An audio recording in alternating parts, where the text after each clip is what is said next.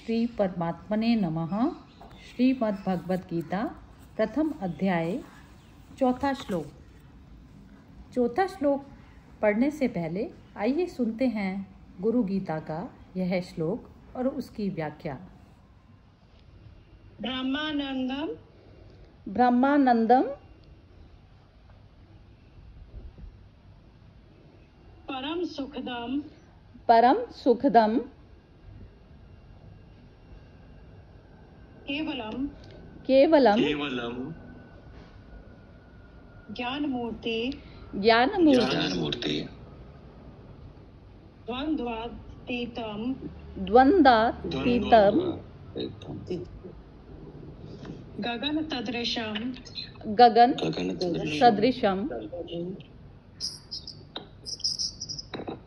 तत्वमस्यादि लक्ष्यम तत्वमस्यादि लक्षणम एकम नित्यम नित्यम विमल मचलम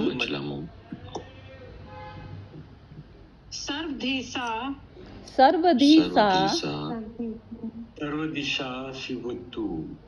क्षिभूतम साक्षीभूतम भावातीतम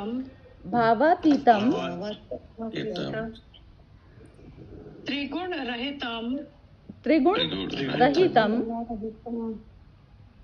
सद्गुरुम तम नमामि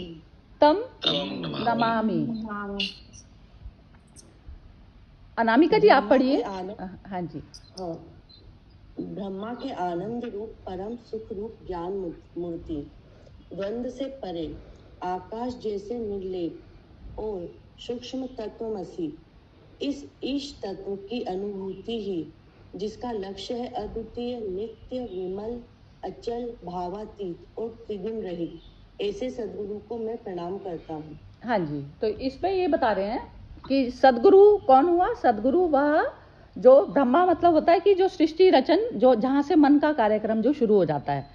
जैसे ही मन चेतना यह भूल जाती है कि मन है, मन जो हमें संसार और आत्मा से जोड़ता है। आत्मा वह हो गई जो शून्यावस्था, मन की शून्यावस्था को आत्मा कहा जाता है। अब इसमें ये बता रहे हैं कि ये निर्लेप और सूक्ष्म तत्वमसि, निर्लेप मतलब जो जिसका आकाश जैसा, जैसे आकाश में बादल आए, कुछ भी आए तो लेकिन आकाश को कुछ फर्क नहीं पड़ता, वो आते हैं जाते हैं, ये सब चलता है कार्यक्रम। तो इसी प्रकार हमारे मन में भी जब हम मन को निर्लिप्त भाग, एक्चुअली क्या होता है, जैसे एक नॉर्मल मनुष्य है तो नॉर्मल मनुष्य के लिए दो तल पर जीता है, वो सामने संसार और दूसरा मन, उसकी चेतना मन के साथ में लिप्त होती है। और एक जो जागृत मनुष्य होता है वो तीन तल पर जीता है, उसमें होता है कि वो एक शरीर का लेवल है उसका, और एक मन को, अपने मन को भी देखने वाला तीसरा साक्षी में उसकी चेतना बैठी होती है। तो उस अवस्था को निर्लेप कहा जाता है। तो उसमें ईश्वर मैं स्वयं ही हो जाता हूँ। तो उसमें बता रहे हैं कि अद्वितीय नित्य विमल अचल भावातीत, जो भी भाव से भी जो भी संचालित करते हैं, यदि हमारा मन भाव में भी जाकर सारे जो कर्म करता है तो तभी भी उसके कर्म सही कर्म नहीं निकलेंगे, क्योंकि वो भाव से संचालित हो रहे हैं। और त्रिगुण रहित कि जो जिसका तमस रजस और सत्व तो हो गया नॉलेज का, जिसने अपनी पूरी तरह से विचारणा करके जिस कर्म नहीं किया, तो वो क्या होता है, वो कर्मों का बंधक बन जाता है बजाय कर्मों को डील करने के। तो वो जो तीनों जो प्रवृत्तियां हैं वो हर मनुष्य में होती हैं, और मनुष्य में ये पावर है कि वह अपने तीनों गुणों का यूज सही मार्ग पर अपनी मुक्ति के लिए करे। यही मनुष्य जन्म की सार्थकता है कि मनुष्य में परमात्मा का जन्म हो सकता है। मनुष्य ये कि जब वो मन से पार वाली अवस्था में चला जाता है तो वही वो होता है। तो वो सदगुरु जो होते हैं, सदगुरु ऐसी स्थिति में ऑलरेडी होते हैं। इस कारण क्योंकि उनका शरीर है तो वो इसीलिए लाभ पहुंचा पाते हैं संसार के मनुष्यों को। तो ये स्थिति बताइए कि, और सदगुरु क्या है, सदगुरु की स्टेट हमें खुद भी प्राप्त करनी है। सदगुरु की सेवा हमें शारीरिक तौर पर नहीं करनी होती। इसमें श्री रमन महर्षि बता रहे थे कि जैसे सदगुरु है तो हम शारीरिक तौर की सेवा करते हैं, तो उनके पास में भी फॉरेनर्स बहुत आते थे, तो वो दूसरे कार्यक्रमों में लग जाते थे कि पत्तले साफ करना और आश्रम के मैनेजमेंट को देखना। तो वो कहते थे कि आप उसका उद्देश्य ना भूलें कि हम आए किस लिए थे यहाँ पर। हम आए थे मन को आत्मा में मर्ज करने के हिसाब से आए थे। और लेकिन जो है तो वो कह रहे हैं गुरु की सेवा तभी ही गुरु की सेवा होगी जब हम अपने मन को शून्य करना जानेंगे। और आप जो दूसरी चीजों को मैनेजमेंट करते हैं तो उनको बहुत तरस आया उन लोगों पर कि जो आश्रम की व्यवस्था और इन सब देख रेख में लगकर और अपने मूल उद्देश्य को भूल गए। और यही हम लोगों के साथ में होता है। बस ठीक है, इसमें मैं बोल चुकी। अब ये कोई भी सब इसमें ग्रुप में सब स्वतंत्र हैं, जो भी बोलना चाहता है। ये क्या है, मनुष्य को ये पावर पूरी मिली है कि वो स्वतंत्र चुनाव कर सकता है। तो इसमें सबको पावर है क्योंकि ये इंटरैक्टिव सेशन है, इसमें मेरा ही बोलने का नहीं है कुछ। तो इसमें जो भी बोलना चाहता है इस बारे में बोलिए। और इसमें सुरेश जी आप भी हैं, तो आप इसमें कुछ प्रकाश डालना चाहते हैं तो आप बताइए, और नहीं तो जो है फिर ये लोग जो भी बोलना चाहते हैं बोलिए। हाँ जी। नहीं, मैं सुन रहा हूँ, आप सभी लोग बोलिए। हाँ जी, चलिए। तो इस श्लोक पर किसी को कुछ बोलना है तो बोलिए। हाँ जी, एक बोलना था कि जैसे आपने कहा कि सदगुरु के यहाँ पे आते थे फॉरेनर्स, और वो तो इधर लोनावाला में भी एक गीता सेंटर है, एक ऐसा ही वेदांत करके नाम है। तो वहाँ पे भी काफी सारे फॉरेनर्स इंडियन आते हैं। तो वहाँ ना मतलब वहाँ भी सेम ऐसे वो जो इंस्टीट्यूट है उसको मैनेज करते हैं। तो वो उनको क्या कहते हैं कि आपका ना सुबह 11 से लेके 2 बजे तक जो है वो कर्म का पीरियड है। मतलब अब वो 11 से 1:30 या 2 बजे तक जो भी टाइम है, और फिर लंच के बाद 2 से 4 वो समय में कर्म करने हैं। मतलब बाकी सुबह उनके क्लास होते थे, शाम को उनके गीता का डिस्कशन होता था, इंटरेक्शन होता था। तो मतलब जिस तरह से देखा जा सकता है कि मन को आत्मा में मर्ज करना है, तो उसमें गीता का जो एक पोर्शन है कि आपको कर्म करने हैं दिनचर्या के लिए। तो उस प्रकार से मतलब जो वहाँ मैनेज करते हैं वो लोग, तो वो एक चीज से हो जाते हैं। बाकी पूरा समय आपको कॉन्सेंट्रेट करना है मन को आत्मा में मर्ज करने का जो प्रोसेस है, उसमें किस तरह से आपको गीता हेल्प कर सकती है या डिस्कशन हेल्प कर सकते हैं, वो तरीके से देख सकते हैं। हाँ, यही है कि इसमें जो हम ज्ञान ले रहे हैं ना, जैसे मैंने 1 मिनट का ज्ञान लिया कि, और वो ज्ञान मेरा जो मैं आश्रम के भी काम कर रही हूँ तो उसमें अप्लाई होना चाहिए ना, उसमें हम ठेकेदार बन जाते हैं, ये परेशानी आ जाती है। आप ये देखेंगे कि जो आश्रमों में भी जो होते हैं तो उसमें भी कंपटीशन चालू हो जाता है। वो संसारिक लोगों से भी ज्यादा नीचे तल पर गिर जाते हैं गुरु लोग ही, क्योंकि उनमें आपस में कंपटीशन चालू हो जाता है कि उस गुरु का नाम अच्छा हो गया और उसका हो गया। तो ये आज की डेट में जो कलयुग का जो प्रभाव है ये इस प्रकार से हावी हो जाता है कि जो ज्ञान बांटने वाले थे वो ही कंपटीशन में और सेलिब्रिटी बनने को तैयार बैठे हैं आजकल के वर्ल्ड में। ये मेरा मानना है। हाँ जी, शिल्पा जी आप बोलना चाहती हैं, बोलिए। नहीं सरिता जी, नो, अभी अच्छा, तो मैं सिर्फ सुन रही हूँ। ठीक है, कोई बात नहीं। और किसी को कुछ? अनामिका? नहीं सेम, अभी मैं भी सुनी। अच्छा ठीक है, तो मोना? नहीं, अभी नहीं कुछ बोलना। अच्छा ठीक है, तो कपिल जी बोलेंगे। हाँ जी, कपिल जी बोलिए।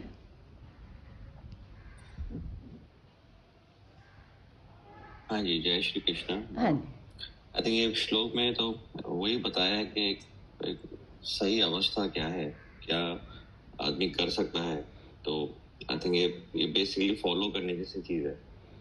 सो मुझे और कुछ नहीं बोलना है। मतलब काफी सारी मतलब पॉजिटिव्स या आपके जो फीचर्स होते हैं स्टैंडर्ड निराशक्ति पाने के लिए, आई थिंक वो सब इसमें बताया हुआ है। हाँ बिल्कुल, हाँ जी, बिल्कुल परफेक्ट है। यही चीज है, बस ये समझने वाली चीज है। जैसे अब कोई भी जो चुनाव किया जाता है उसमें जैसे कोई बस वही है कि चुनाव की जो कैपेबिलिटी जो दी हुई है वो हमें दूसरे जन्मों से भिन्न करती है। इस कारण मनुष्य योनि का हमें ये एडवांटेज है, उसमें विचार करने की शक्ति है। और यही विचार करने की शक्ति के कारण अर्जुन की, उसने इस शक्ति का उपयोग करते हुए में युद्ध में गीता मतलब ये हो गया कि उसने कृष्ण को ही उतार लिया धरती पर। तो कृष्ण तो वैसी अवस्था है जिसमें जैसे सामने सब व्यक्ति सोया हुआ है। अब जैसे आप लोग सब, जैसे आपके जो सवाल होंगे उसके अकॉर्डिंग आपको आंसर मिलेगा। तो इस प्रकार से हमें जैसे हमारे सवालों में गहराई जाती चली जाती है, उस प्रकार हम खुद जन्म करवाते हैं कृष्ण का। तो या तो हम अपना तल पर, हम कृष्ण के तल पर बैठे हैं, लेकिन जो हमारे सवालों में जब तक गहराई नहीं आएगी तो हमें अच्छे बुरे की पहचान नहीं होगी, तो तब तक हम कृष्ण को नहीं जन्मा सकते। तो इस प्रकार अर्जुन के सवाल ही इस प्रकार के गहरे थे क्योंकि उसने उस चुनाव का इस्तेमाल किया और हम नहीं करते, क्योंकि पूरी श्योरिटी से युधिष्ठिर अपने कर्म में लगे पड़े थे कि मैं तो सत्य का पालक हूँ। सारे लोग बिल्कुल वैसे थे, बेफिक्री, लेकिन अर्जुन के पास में विचार आया कि मैं जो कर्म करने जा रहा हूँ वो मैं किस लिए कर रहा हूँ। तो जो भी हमारा रिएक्शन होता है किसी भी सिचुएशन में, रिएक्शन की बजाय यदि आपने सोच समझ के एक्शन लेते हो तो वो आपका क्या था, आपने चुनाव की जो पावर आपको दी थी मनुष्य जन्म की, तो वो चीज आपने इस्तेमाल की, और वो हर मनुष्य के पास में होती है। वो क्या चीज का चुनाव करता है उसको वही चीज मिलती है, ये होता है।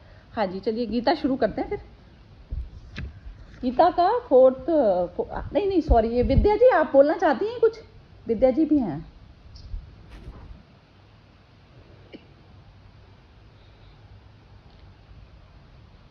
नहीं, चलिए फिर हेलो। हाँ जी। Like the fact that what you said, सवालों की इंटेंसिटी के हिसाब से कृष्ण को जन्मा लेते हैं। That's very powerful, I love that fact. चलिए ठीक है, बहुत बहुत सुंदर। हाँ जी, शिल्पा जी आप पढ़िए। हाँ जी, ये फोर्थ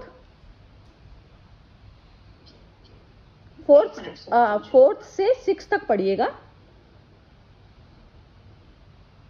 एक मिनट।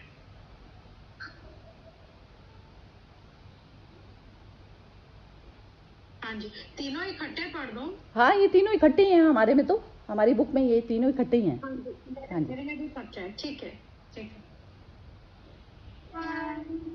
अत्र शूरा महेश्वासा भीमार्जुन समायुधि युयुधानो विराटश्च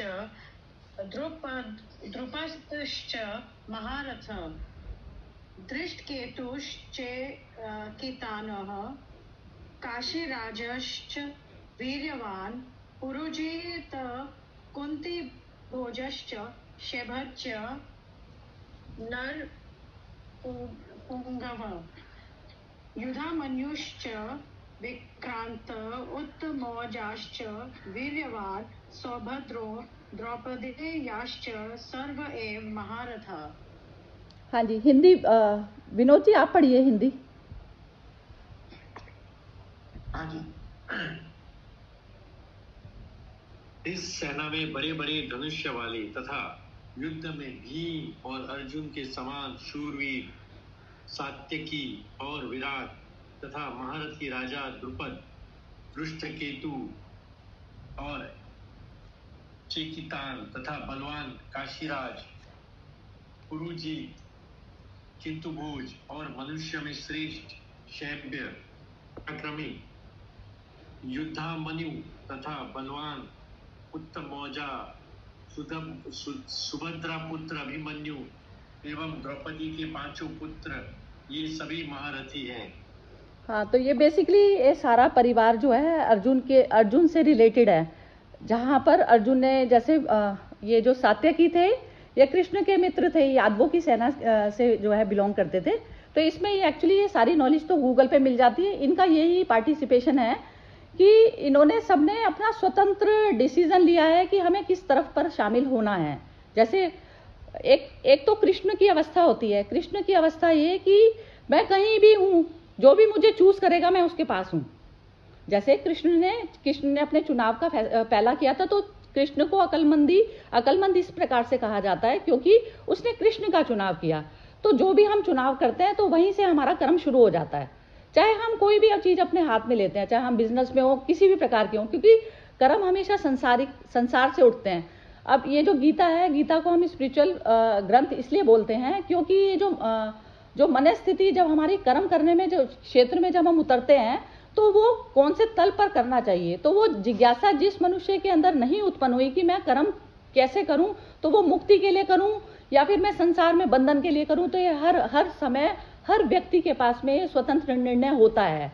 और जो भी कोई मनुष्य कह दे कि मैं इसमें फंस गया तो वो अपने कारण ही होता है। ये चीज हर मनुष्य को पता होनी चाहिए। तो इसमें जो सात्यकी थे इन्होंने भी चुनाव किया। ये कृष्ण के सारथी थे।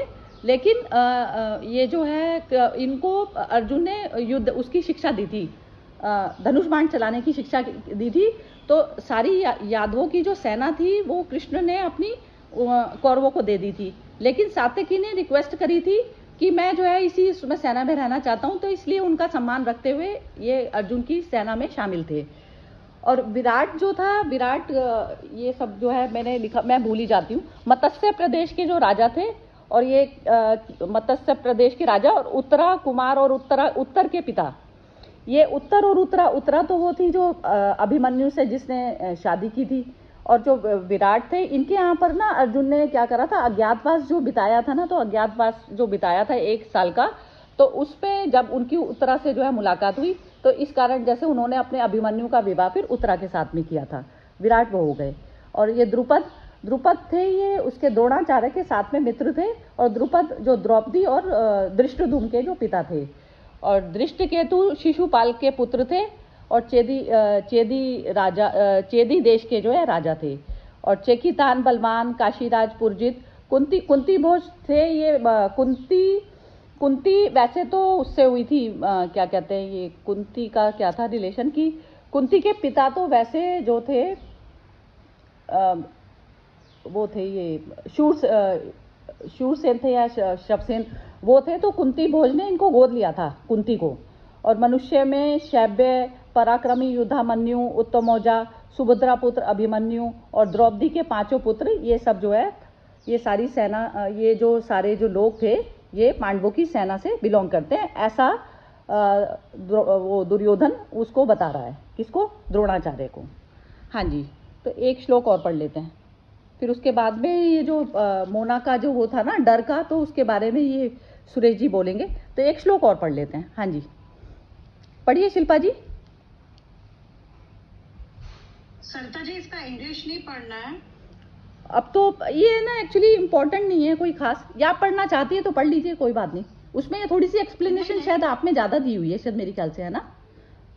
थोड़ा सा यदि उनके रिलेशनशिप बताए हुए हैं तो पढ़ दीजिए, और रिलेशनशिप नहीं बताए हुए हैं तो रहने दीजिए, क्योंकि रिलेशनशिप नहीं बताए हुए तो रहने दीजिए, क्योंकि इतना इंपॉर्टेंट पार्ट नहीं है। मेन तो हमें एसेंस पे जाना है कि हम अपने मन को जाने, और जो मनुष्य जो अपनी चेतना का जो है सही वो कर सके। चैतन्य लेवल पर जब मनुष्य जीना सीखता है तो तब होता है उसके हर चीज जो है बेहोशी से ना निकले। बेहोशी ये होता है कि मन, जो हम मन लेकर आए हुए हैं ना संसार में, तो ये मन ऑलरेडी ये हमारा दूषित ही मन है, क्योंकि ये सारा संसार हमारा पुराने उससे चलता आ रहा है, हिंदू धर्म के हिसाब से। तो जैसे कहते हैं ना, एटम बॉम्ब में जो है सब कुछ बंद होता है ना, अंदर की जो भी मटेरियल है, तो मटेरियल लेकर ही हम पैदा होते हैं। और वो जो बेहोशी तब तक चलती रहती है कि जैसे हमारी वृत्ति इस्तेमाल होती है इसमें, जो हम संस्कार के तौर पर जो अंदर बैठी है ना जो चीज, तो उसमें क्या होता है, जैसे सडन हमारे पास परिस्थिति आएगी ना, जैसे एक मनुष्य शांत बैठा है, वो शांत बैठा है, तो हर मनुष्य ही शांति में बैठा हुआ एक जैसा ही दिखाई देगा। लेकिन अब एक सिचुएशन ऐसी आई है कि बाहर से एकदम कोई सडन सिचुएशन आई है, तो उसका क्या व्यवहार होता है उस समय, तो वो चीज मैटर करती है। उससे पता चलता है कि हम कौन सी वृत्ति से जो है आंकलन, तो ये होती है बेहोशी। और जब चैतन्यता, उसको कहते हैं कि जो भी परिस्थिति आई है मैं पहले चेक करूं कि ये हुआ क्या है, कैसे हुआ है, तो वो कारण पे या उसके मूल पर जाने की कोशिश करता है।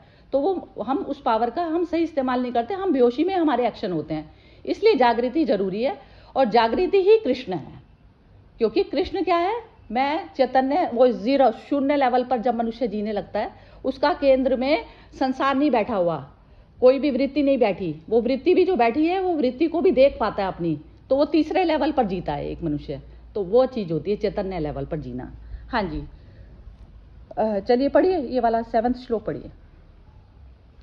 हाँ जी।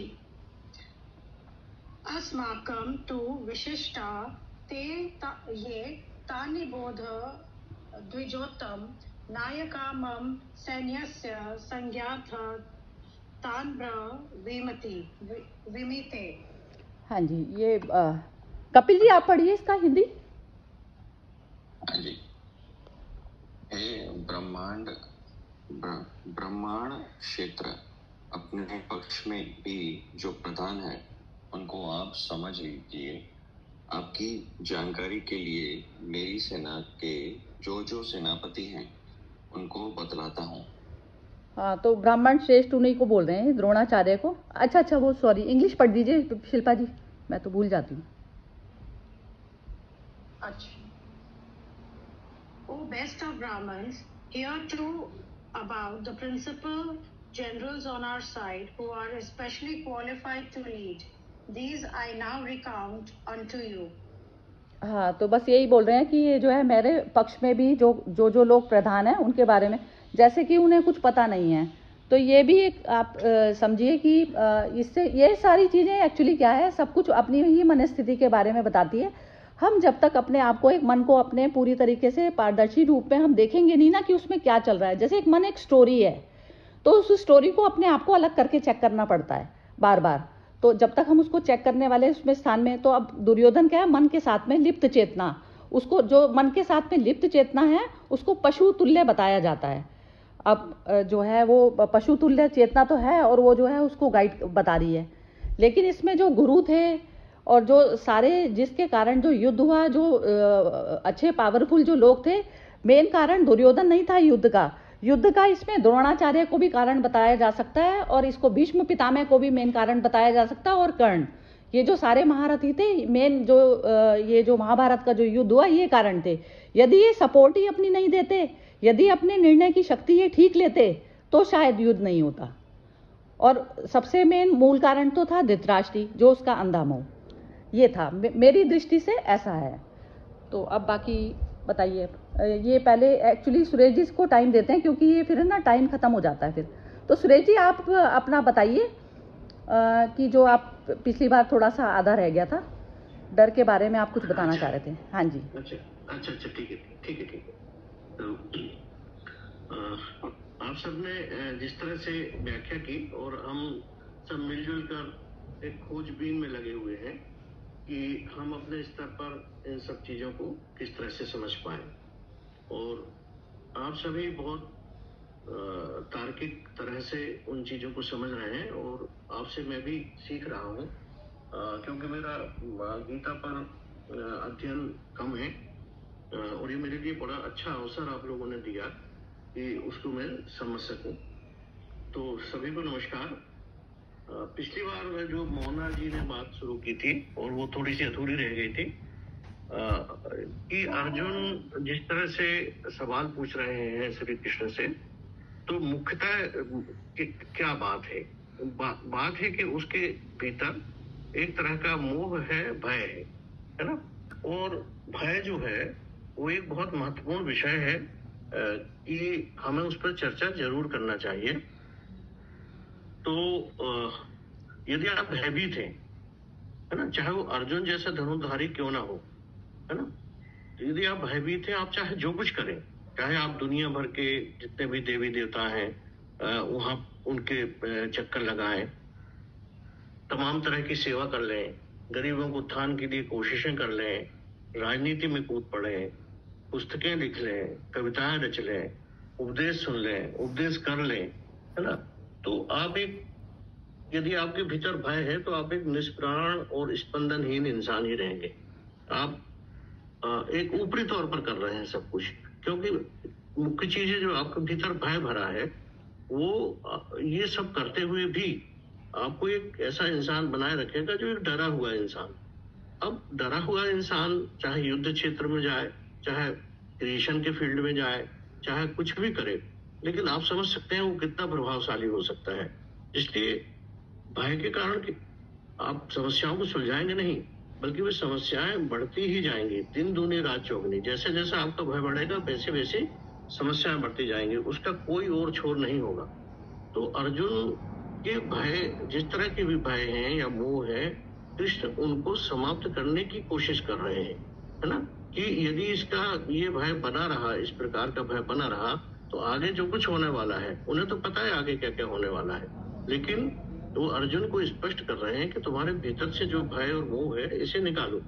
अब आप देखिए, पूरी हमारी परंपरा में कृष्ण हैं वो भय रहे थे, बुद्ध हैं वो भय रहे थे, नानक हैं वो भय रहे थे, महावीर हैं वो भय रहे थे, कबीर हैं भय रहे थे। सबसे पहले ये जितने भी हम लोग देखते हैं, तो इनका मूल तत्व क्या है कि सबसे पहले ये भय से छूट गए। और हम सब लोगों की क्या स्थिति है कि हम छोटी छोटी चीजों से, अभी थोड़ी देर के लिए हमारा मोबाइल ही गुम जाए तो हम भयभीत हो जाते हैं कि अरे अब क्या करेंगे। तो हम चारों तरफ से भयभीत जब हो जाते हैं तो हमारे भीतर किसी प्रकार का ज्ञान का प्रवेश होना बहुत मुश्किल हो जाता है। अब भय कैसे पैदा होता है? ऐसे यदि ऊपरी तौर पर देखें मनोवैज्ञानिक दृष्टि से तो करीब 150 से 200 प्रकार के भय होते हैं। किसी को ऊंची छलांग से भय होता है, किसी को छिपकली से भय होता है, किसी को सांप से भय होता है ना। एक देखिए मनोरंजक तथ्य ये है कि दुनिया में सबसे ज्यादा डरने वाले लोग हैं सांप से, है ना। लेकिन सबसे ज्यादा लोग मरते हैं कार से, ठीक है। एक्सीडेंट से सबसे ज्यादा लोग मरते हैं सांप के काटने से कई गुने ज्यादा, लेकिन कार से नहीं डरते उतना जितना सांप से डरते हैं। तो ये भय कैसे पैदा होता है और इसे खत्म कैसे किया जा सकता है, ये हमारे लिए एक मूल सवाल है ना। और जैसा कि हमें गीता से ये सीखना चाहिए, कृष्ण ने कैसे उसके एक एक प्रश्न का उत्तर देके उस भय को समाप्त करने की कोशिश की। तो संबद्धता भय पैदा करती है। संबद्धता क्या होती है कि हम अपने जीवन में रहते हुए चीजों से संबद्धता स्थापित कर लेते हैं। समझ लीजिए आपने अपने किसी रिश्तों में, जो अर्जुन का सवाल है, उसने रिश्तों में संबद्धता पैदा कर ली कि मेरे चाचा हैं, ये मेरे भाई हैं, ये मेरे गुरु हैं। एक तरह की संबद्धता, रिलेशनशिप। तो रिलेशनशिप तो हो, पर वो ऐसी हो कि जिससे हम हैं भी और नहीं भी, है ना। कमलवत जिसको कहते हैं ना, कमल जैसे कीचड़ में होता भी और नहीं भी होता है। तो संबद्धता के कारण भय पैदा होता है। तो अब वो पूरे समय में अर्जुन यही बता रहे हैं कि ये इनसे मैं कैसे युद्ध करूं। क्यों? क्योंकि वो उनसे संबद्ध है। तो इसी तरह से हमारे जीवन में भी तरह तरह की संबद्धताएं हैं। हम अपने मकान से जुड़े हुए हैं, कार से जुड़े हुए हैं, मित्रों से जुड़े हुए हैं, हम अपने पति से जुड़े हुए हैं, प्रेमी से जुड़े हुए हैं, और सभी प्रकार के लोगों से हमारी खास तरह की संबद्धता है। तो कई बार इस संबद्धता की वजह से हम भयभीत रहते हैं, कोई सच्ची बात भी नहीं बोल पाते, क्योंकि हमारे संबंध खराब हो जाएंगे। अरे हमारे संबंध खराब हो जाएंगे तो इतने दोनों के हमारे अच्छे संबंध हैं तो ये खराब हो जाएंगे। और 3 चीजें हमारे ऊपर हमेशा हावी रहती हैं। एक है आग्रह, पूर्वाग्रह और दुराग्रह, है ना। आग्रह क्या है कि हमारा मैं धनवान हो, मेरे पास पैसा हो, मेरे पास ख्याति हो, मेरा प्रमोशन हो, मेरे पास कार हो, मेरे पास बंगला हो, मेरी विजय हो, है ना, मैं सब बहुत ख्याति प्राप्त करूं। ऐसे आग्रहों के कारण हम भयभीत रहते हैं, क्योंकि हमें हमारे आग्रह की चीज मुझे मिलना चाहिए, और जब वो यदि मैं ऐसा नहीं करूंगा तो ये चीज मुझे नहीं मिलेगी। तो एक आग्रह होता है। पूर्वाग्रह क्या होता है कि उसने ऐसा किया इसलिए मैं अब उसके साथ ऐसा करूंगा, है ना। उस समय मैं शक्तिशाली नहीं था, अब मैं देखता हूँ या देखती हूँ, अब मैं शक्तिशाली हूँ, अब मैं मेरे पास शक्तियां हैं, तो मैं अब ऐसा करूंगी। दुराग्रह क्या होता है कि मेरे रहते कोई ऐसा नहीं कर सकता है, मैं ही इस काम को करूंगा, मेरा लाभ होना चाहिए तो मैं ऐसा करूंगा। तो हम आग्रह में, पूर्वाग्रह में और दुराग्रह में फंसे रहते हैं। आग्रह, पूर्वाग्रह और दुराग्रह को त्यागने का अभ्यास जैसे जैसे हम करेंगे तैसे तैसे हमारा भय कम होने लगेगा और धीरे धीरे वो छूट जाएगा, है ना।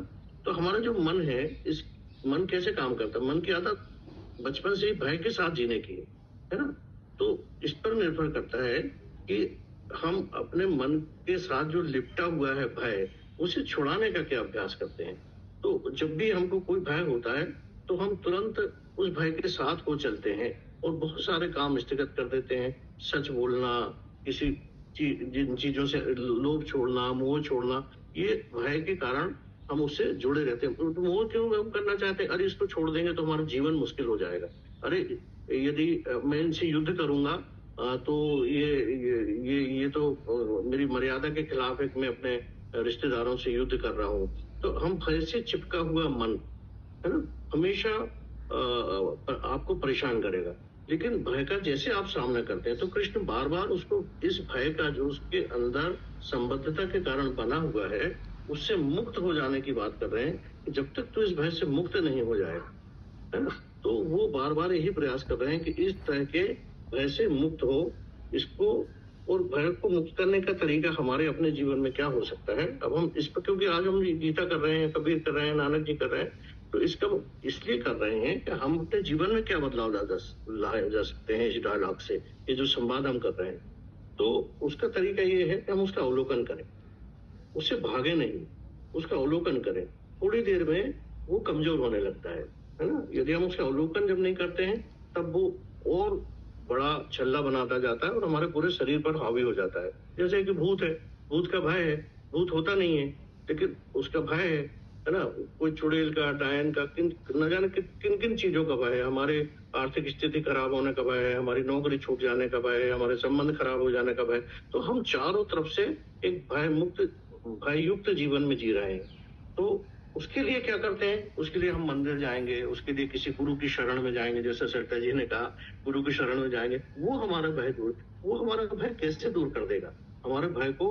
तो ये सारी भीड़ जो इकट्ठी हो रही है सब जगहों पर, ये किसी न किसी सुरक्षा के लिए जुड़ रही है, क्योंकि मनुष्य भयभीत है और वो इसका उपाय नहीं खोज रहा है कि हम अपने इस भय को कैसे दूर करें। तो वो इधर जाएंगे उधर जाएंगे, तो ये सारी दुकानदारी जो धीरे धीरे खड़ी होती है भयभीत लोगों का जमावड़ा है ना। कोई आध्यात्मिक दृष्टि से अपने भय को शांत करना चाहता है, कोई किसी दृष्टि से, लेकिन भय इन सब तरीकों से समाप्त नहीं होगा। भय के साथ ठहर जाएं, भय का अवलोकन करें, जिस चीज के प्रति भयभीत हो रहे हैं उसका सामना करें और उसको दृष्टा की भांति देखें। वो आएगा और जाएगा, आएगा और जाएगा, आएगा। और कुछ प्रयोग करें कि हम ऐसे चीजों से जिनसे डरते थे उनका सामना यदि हम करते हैं तो धीरे धीरे पता चलता है कि उतना भय की ये बात नहीं थी, लेकिन हमने अपने मन में इसको बना लिया था, इसका हुआ खड़ा कर लिया था। तो भय का सामना करें, भय का अवलोकन करें, दृष्टा की भांति उसे देखें। एक सेकंड तो सुरेश जी मैं हाँ जरा सा थोड़ा सा बीच में बोल रही हूँ। मेरी ये आदत है थोड़ा सा, हाँ नहीं मेरी ना मेरे को ये होता है कि जहाँ पर थोड़ा सा मेरे को और क्लियर लगता है ना कि बोलना चाहिए, तो जैसे आपने भय के बारे में तो बताया, तो ये जब तक मनुष्य ना, पता क्या होता है, ये भय भी जो शुरू होता है वो अपने आप को, मैं को, शुद्ध स्व में मनुष्य की स्थिति नहीं होती, वो शरीर को माने होता है। तो मैं के कारण बीमारियां पैदा होती हैं। तो जो जैसे आप बता रहे हैं ना कि हम सारे संबंधों में हम देखें, अब जब मनुष्य डील कर लेता है ना तो ये सूक्ष्म मैं फिर खड़ी हो जाती है। उसने डील करके निकल गया वो सिचुएशन से, उसमें फिर अहंकार खड़ा होकर हो जाता है कि मैंने ये कर लिया काम, तो वो उस अहंकार को कोई नहीं तोड़ पाता। हाँ वो गहरा, वो सूक्ष्म अहंकार। हाँ तो वो जो इन्होंने कबीर ने बताया ना कि जैसे मोटी माया सब तजे जीनी तजी ना जाए, तो ये जो जीना जो सूक्ष्म अहंकार है ना, जब तक मनुष्य वहां नहीं पहुंचेगा ना, वहां कैसे पहुंचेगा? स्वयं को जानने से। तो स्वयं को कैसे जाना कि मैं शरीर नहीं, मैं इंद्रियां नहीं, मैं मन नहीं। तो भगवान ने उसका, जैसे साइकेट्रिस्ट जो इलाज करता है वो मन का करता है कि मन में तेरे छुपे हुए डर हैं, लेकिन वो मैं का इलाज नहीं करता। जो अशुद्ध मैं से जो हम जुड़ गए, अपरा प्रकृति से जो हम जुड़ जाते हैं, जो परा शक्ति है, परा प्रकृति है, तो परा प्रकृति सिर्फ देखने वाली प्रकृति है, टोटली प्रकृति का खेल चल रहा है। लेकिन जब परा प्रकृति अपरा प्रकृति से जुड़ गई, सबसे पहले वो अपने शरीर से ही जुड़ गई, तो जब तक उसको अपने शरीर का ही ज्ञान नहीं होगा तो दूसरे भय जब भी मनुष्य उतारने लगेगा तो उसमें फिर अहंकार पैदा होगा। तो वो अहंकार जो होता है उसको देखना होता है कि वो मैं से शुरू हुआ, तो वो मैं की जड़ में जाना पड़ेगा हमें, सबसे पहले मूल में जाना पड़ेगा, जड़ में, कि ये पैदा कैसे हुआ। तो मन जैसे ही अपने मूल में जाता है तो वो वहां जाके विलीन हो जाता है, डिसॉल्व हो जाता है। तो उसके बिना नहीं होगी, उसके वो और कठिन है। वो क्या होता है कि हमने किसी को कुछ दान किया, फिर हम इस अहम में पड़ गए कि ये और गहरा है कि हमने कुछ अच्छा कार्य कर लिया, सेवा कार्य कर लिया, तो हम फिर एक नए अहम में पड़ गए कि मैंने अच्छा कार्य किया है, इसलिए हमको एक अहंकार और पकड़ लेगा। वो बहुत बारीक है। हाँ तो वो जो मूल में नहीं जाएंगे ना, तो जैसे मोना ने बोला था ना पिछली बार, तो मैं यही कह रही थी कि अपने शुद्ध स्व में स्थिति से हल्का सा ही मूवमेंट की आपने, तो बस वहीं पर ही काम खत्म हो जाता है आपका, वहीं पर ही आप जो है संसार में आ गए, तो सारा कुछ संसार में ही चलेगा। अब कोई इंसान ने ग्रंथ ही पकड़ लिया, अब जैसे ये ओशो ने बहुत सुंदर स्टोरी बताई थी, किसी ने ग्रंथ ही पकड़ लिया और उस पर किसी का पैर रखा गया, तो उसके लिए झगड़े हो जाएंगे इतना बुरी तरह से। अब वो कह रहे थे कि जैसे किसी ने पशु पे जो है, कोई शेर से नहीं डरता, किसी से, तो कोई कहेगा कि जैसे मैं तो डरा नहीं इससे, तो वो बोले जो सूक्ष्म अंकार है कि पैर रखने से ग्रंथ खराब हो जाता है, तो वो तो शब्द मात्र है ना, शब्द मात्र है। और ऐसे ही एक स्टोरी और सुनाई थी कि जैसे वो कृष्ण की मूर्ति थी और किसी फकीर को सर्दी लगी तो उसने कृष्ण की मूर्ति जलाकर ही आग सेकी। तो इस प्रकार की जो चीजें जब तक हमारे मन पूरी तरह से आत्मा में मर्ज नहीं होगा तो वो डर नहीं गायब होगा। तो वही चीज बताते हैं कि आत्म स्थिति को अपने, हाँ ये चीज है, बस यही बोलना चाहिए। अच्छा, एक यदि आपको 2 मिनट का समय हो तो एक छोटा सा प्रयोग करेंगे। हाँ जी बिल्कुल। तो जो आपने बताई बात, ये तो ये बुद्ध के बारे में भी है। एक बुद्ध का जो भिक्षु था, तो उसकी अपना लैट्रिन में उसकी मूर्ति को डाल दिया और भिक्षु से पूछा कि मतलब भिक्षु से क्वेश्चन पूछा गया कि यदि कोई बाथरूम में या लैट्रिन में बुद्ध की मूर्ति को डाल देता है तो आप क्या। छोटा सा एक प्रयोग करेंगे। एक लंबी गहरी सांस लीजिए।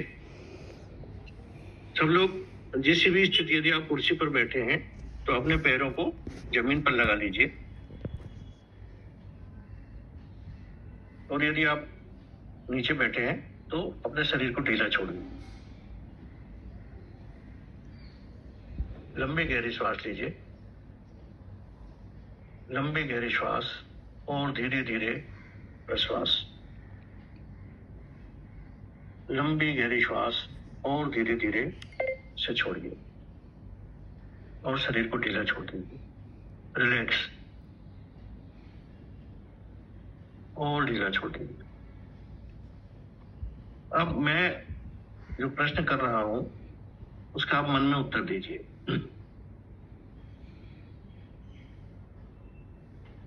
क्या आप मस्तिष्क हैं? हाँ या ना में आप अपने मन में उत्तर दे लीजिए। क्या आप सिर हैं? नहीं। क्या आप आंख हैं? नहीं। क्या आप कान हैं? नहीं। क्या आप हाथ हैं? नहीं। क्या आप सीना है? नहीं। क्या आप पेट हैं? नहीं। क्या आप जंघा हैं? नहीं। क्या आप घुटने हैं? नहीं। क्या आप पैर हैं? नहीं। क्या आप तलवे हैं? नहीं। आपका पूरा शरीर में जब अलग अलग तोड़ के कहा गया तो आपका उत्तर आता है कि मैं सिर्फ सिर नहीं हूँ, मैं सिर्फ हाथ नहीं हूँ, मैं सिर्फ सीना नहीं हूँ, मैं सिर्फ पेट नहीं हूँ, मैं सिर्फ पैर नहीं हूँ। उसके बाद भी आप हैं। ये अच्छी तरह से आप समझ सकते हैं। इसी तरह से पूरे गीता में जो बताया गया है कि मैं आत्मा हूँ, तो जब आपने एक एक करके ये तय कर लिया कि मैं ये नहीं हूँ, उसके बाद जो बचे आप रहते हैं, उसके बाद जो भी आप हैं, वही आपका स्वयं है। वही, इसे आप चाहे तो चेतना कह सकते हैं, चाहे आत्मा कह सकते हैं, चाहे जो भी नाम दें। लंबी गहरी श्वास लें।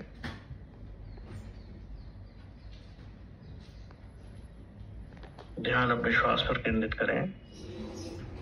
श्वास आ रही है, श्वास जा रही है। श्वास और सिर्फ श्वास।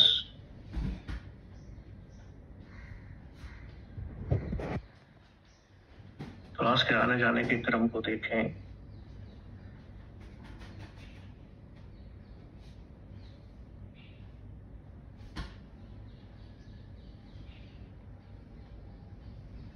अब आपके मुंह में जो भी स्वाद आ रहा हो उसे महसूस करें।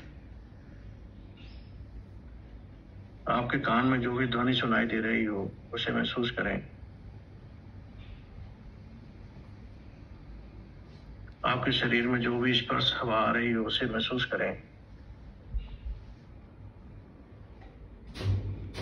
आपको जो भी सुगंध आ रही हो उसे महसूस करें।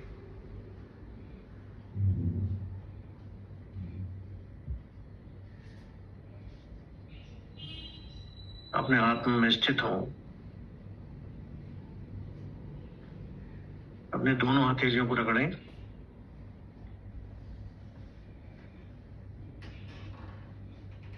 प्राकृतिक ऊर्जा बनाएं। अपने आंखों पर रखें। कोमलता से आंखें खोल लें।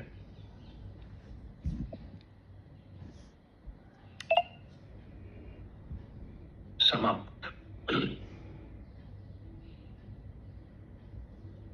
ये छोटा सा प्रयोग है और इसकी अवधि आप अपनी सुविधा अनुसार बढ़ा सकते हैं और फिर आपको जो जो कुछ भी विचार आए उनको सिर्फ देखते रहिए, उनके साथ मत होइए, उनको जाने दीजिए, आने दीजिए, सिर्फ उनका अवलोकन करिए। वो आ रहे हैं, जा रहे हैं, आ रहे हैं, जा रहे हैं। इस तरह से इस प्रयोग को यदि आप निरंतर करेंगे तो आपको बहुत सारे सवालों के जवाब स्वयं ही प्राप्त हो जाए। जी बहुत बहुत धन्यवाद। थैंक यू सुरेश जी, बहुत सुंदर आपने गाइडेंस दी। हाँ जी, ये कपिल जी और अच्छा और तो कोई किसी को कुछ बोलना तो नहीं है? अनामिका, मोना, कपिल जी और विनोद जी भी चले गए शायद। हाँ जी ने अच्छा था, काफी बहुत अच्छा प्रयास किया सुरेश जी ने। आई थिंक बहुत ही सेंटर्ड हो जाता है इसमें आदमी। हाँ जी, थैंक यू सुरेश जी। कपिल जी मैं आपसे बात कर रही हूँ। हाँ जी, अभी ये तो चले गए। हाँ, अनामिका, मोना, वो क्या कहते हैं, यदि मंडे आप मतलब मैं यदि करा दूं तो ठीक रहेगा? आप लोग अवेलेबल हैं गुरुवाणी के लिए? अच्छा, आप हैं अवेलेबल?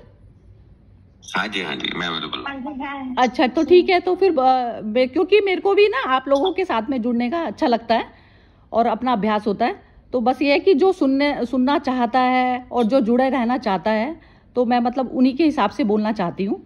तो मेरा अपना ही शौक है ये, तो बस यही है। तो मैं पूछना चाह रही थी बस, तो विनोद जी से और कंफर्म कर लेंगे यदि हैं अवेलेबल हो तो ठीक है। तो फिर मंडे फिर ले लेते हैं सेशन, ठीक है? ठीक है कपिल जी? ओके ठीक है। हाँ जी बिल्कुल। ओके जी, okay. Suresh ji thank you, धन्यवाद बहुत बहुत। आपने सुंदर गाइडेंस मिल जाती है आपके आने से। चलिए ठीक है, खत्म करते हैं आज का सेशन। जय श्री कृष्णा।